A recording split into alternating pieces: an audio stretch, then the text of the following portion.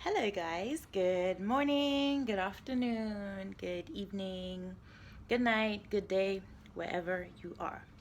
I hope you are all well. For me, it's morning right now, so I hope you're all well this lovely morning or this lovely day, and I hope you're all blessed. I thought I will get on here today to talk about goal setting. Now, I'm not sure whenever this is going to go up, but I do intend to, on my blog, write about goal setting. And I have done things in the past actually relating to goal setting and goal setting strategies. But specifically today, I want to talk about the ways by which we can actually practically live out the goals. So there's so many goal setting strategies out there. There's the SMART strategy. There is the 100-day plan, which if you check my blog, I've written about. There's all sorts out there basically, but sometimes there's a bit of a disconnect between, okay, I've set out the strategy and how do I actually practically make this happen. So for me, I found ways that have been helpful. I think some of them are just things I've done over time, suggestions I've seen from people, etc. So that's what I want to talk about today. Now, I'm only going to talk about the 5 I'm going to talk about, but I only want to talk about 3 because I really want to keep this to 10 minutes and I do have to go soon. So I'm going to hopefully cover 3 that I feel have been beneficial to me. And I will put it out there, like, why do I, perhaps why someone's like, why do you feel qualified to talk about these, just sharing my experience, really. I often get asked, oh, how do you do this? How do you juggle this and etc etc. I get asked that question, and I don't feel like I'm the best person at managing my time or setting goals and getting them done, but I have found ways to discipline myself to get it done, and I'm continuing to grow and develop. So I thought, why not share some of that, because I do get asked the question a lot. I often respond by, it's grace. And to be honest, yes, a lot of it is grace, because what I, do is what God has given me the grace to handle. But He's given me that grace and given me the wisdom, and I, as much as possible, try to tap into it, try to execute that basically to make it happen, or to bring whatever he has said to pass basically. So I thought it'd be helpful to come on here and share some of those tips with you guys, share with whoever, people that ask me, whatever. So I hope it blesses you. I hope you find it useful. The first thing I'll say before I go into actual things, and I want to be really structured, so I actually wrote down points so I don't kind of go off tangent, and I said that, as I said, I want to keep it to 10 minutes. So the first thing I'll say, the 2 disclaimers I will have for you is, as the Bible says in Proverbs 16:3, commit thy ways unto the Lord and he will establish your plans.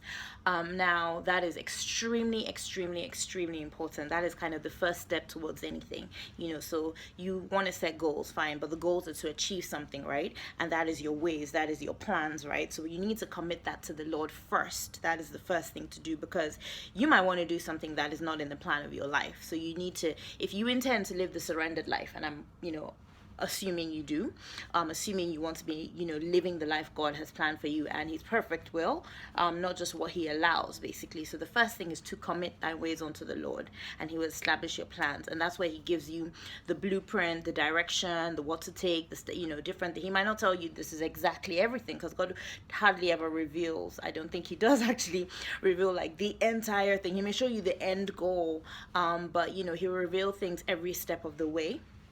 But you want to commit your ways unto the Lord. So that's my first disclaimer.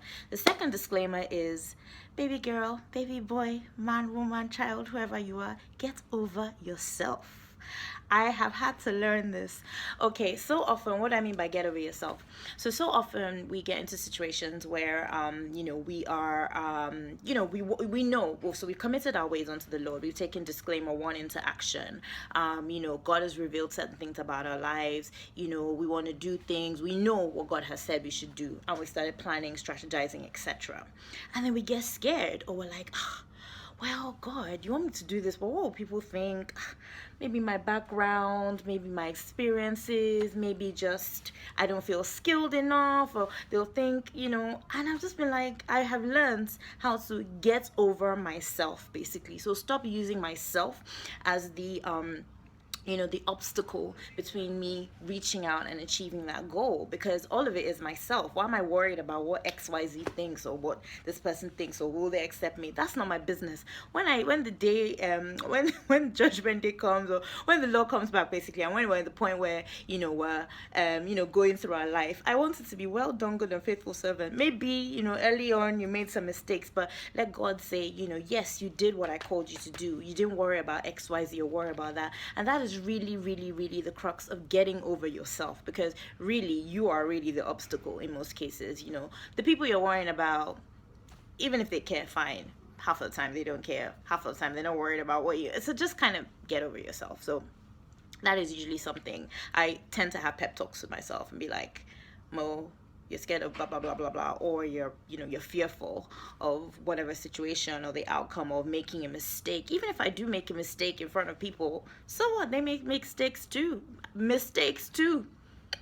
Sorry. Okay, so those are the two disclaimers I have for you. So going into the sort of tips I have for actually the practicality of getting the goal done. Some of these may overlap with the strategies already out there, but I'm more about the practicality of, okay, I've set my 100-day plan, I've done my SMART goal, how do I put this into action practically? First thing is accountability. Now, I'm sure all these strategies, or some of them, have some means of accountability somewhere, but it's good to find an accountability partner, or find a way of being accountable somehow for the goal. Now, it depends what it is. It might be a big goal, a small goal, short-term, long-term, whatever it is, right? But you want to, if you're going to find somebody, you want to prayerfully seek that person.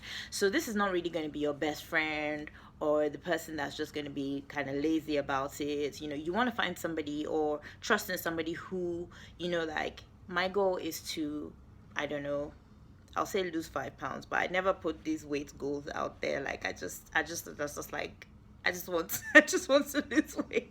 I never actually set real goals for that, but let's just say I have a goal of, okay, I want to lose 10 pounds, blah, blah, blah. And I'm really, really, really serious about it.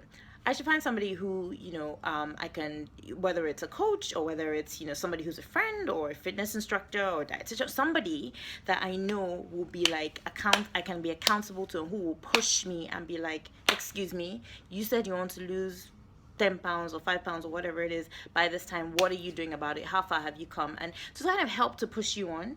So, that's one way of finding accountability. Accountability can be in things, right? So, you can find another means. It doesn't need to be a person necessarily, but it may be a structure you've created such that you need to be accountable. So a certain time you set to do something, and understanding like the impact of, if you don't do that, what that will be. So finding some way of being accountable, and just being accountable to yourself. You could even take it as, journaling of, yes, this is my goal, and you've written the goal down, and you set that reminder of, I'm going to check in. I said I want to lose 5 pounds in 3 weeks' time. I've set all these goals to do so. 1.5, Wednesday, somewhere halfway through, I'm going to do a check-in and see, have you been accountable? Do I need to reflect on this? Do I need to change things? Because sometimes that accountability helps you to adjust things as well. Because sometimes, we set goals, life happens, things happen, and we need to kind of try to rebalance things a little bit. It's always good to do that, but it obviously depends on, the length of your goal, or how far away or long term it is, or short term.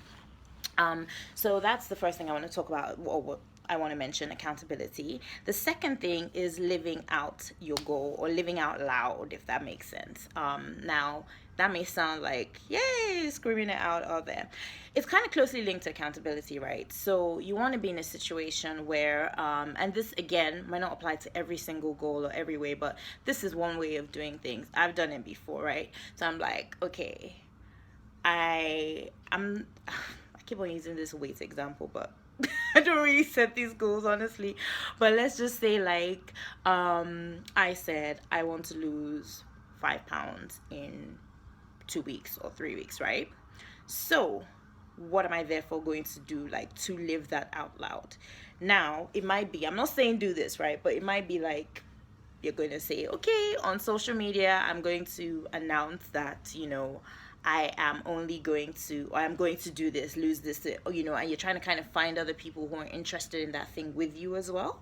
So you kind of announce that or put that out there, or you say, guys, I'm going on a journey. Okay, I've done this before where I'm going to be vegan for 2 weeks. I'm going to be vegetarian. I want to kind of cut meat out my diet for a while. I don't want to eat as much meat or something like that, right? You put that out there so that you're kind of accountable to these people out there in the world. Now, I know half of them you don't know them, half of them don't care, half of them you don't care, whatever it is, but you've kind of put that out there already. Or you've, you know, if it's a big goal to do with, I don't know, you know, you're a musician and you are going to be doing some sort of like, maybe you're going to be doing a free concert, or you're going to be, let's just say, okay, you said, okay, you're going to do a live Instagram live, you know, music thing or whatever it is. You know, you've put that out there, you've been wanting to do that. Get yourself out there, break out of your box, find some way of doing that, or, you know, find some, let's call it gig or whatever to go to, right? So you've been wanting to do that, so you put that out there. Guys, you know, I'm going to be recording this Instagram live, join me 7 p.m. next Wednesday, blah blah blah. That is the goal. You might be fearful of like, oh, how am I going to do that? But you put that out there, so you're now accountable to all these people. Now, I know we don't need to be thinking about, oh my gosh, what does social media think, what did it, but it's one way of actually being like accountable and just like living it out of like, I'm going to bite the bullet. I'm going to do this. I don't care what you think. I'm going to kind of overcome my fears, and I'm just going to do it. So sometimes you just have to take that bold step of doing something, which is going to force you to actually go ahead and do that goal. Excuse me.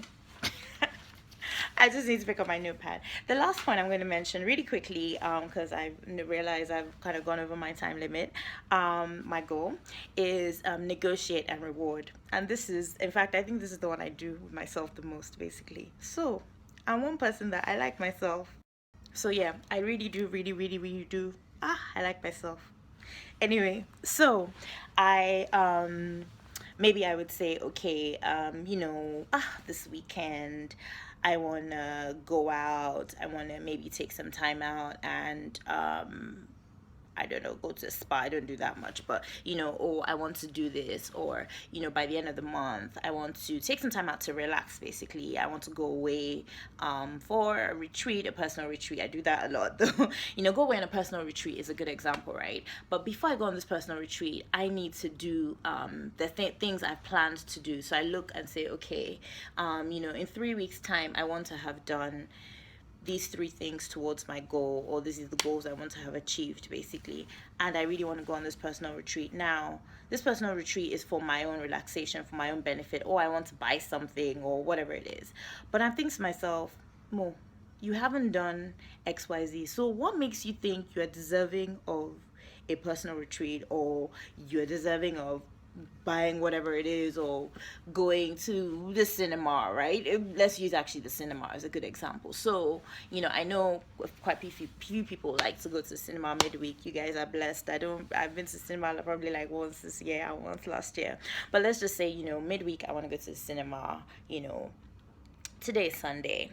I want to go to the cinema on Wednesday, but really, have I actually done the things I need to do? So the cinema is a luxury, it's relaxation.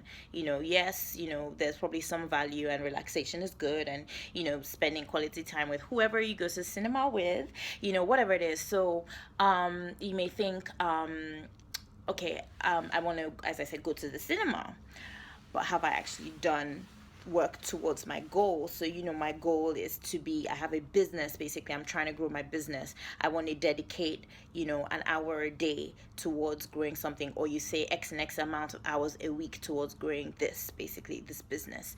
Before I go to the cinema on Wednesday, on Monday and Tuesday, let me say that I'm deserving of going to the cinema because I have done XYZ towards this. So you don't want to now be sort of misplacing your priorities, basically. So you ensure that, okay, I've done this. So I'm saying to myself, Mo, you want to go to the cinema, right? But you're not going to go to the cinema until you have completed your goal. So that just forces me on Monday and Tuesday to take the time out to, you know, whatever I need to do to stretch myself, to say, you know, yeah, I may get back a little bit later than planned, but if I want to go to the cinema, this is what I'm going to do. If I don't get that done, I'm not going to go to the cinema. And then what I would do on the Wednesday when I was going to go to the cinema is do what I need to do, right? So I know. So that's a way of sort of negotiating with myself or rewarding myself. In fact, I think I do that quite a bit because I think that just helps me to prioritize effectively and, as I say, strike the balance between, your goals and your life and how you want to live things. So those are the three sort of tips I have for getting your goals achieved, not getting distracted, prioritizing, etc. I hope that you found this very useful. And I will probably be back again. I hope to hear from you soon. And take care. And I want to hear about testimonies. If you found it useful, beneficial, feel free to comment, share, do what people do with these things. If you didn't find it useful, feel free to move on. Thank you. No negativity needed. God bless you and take care. Bye.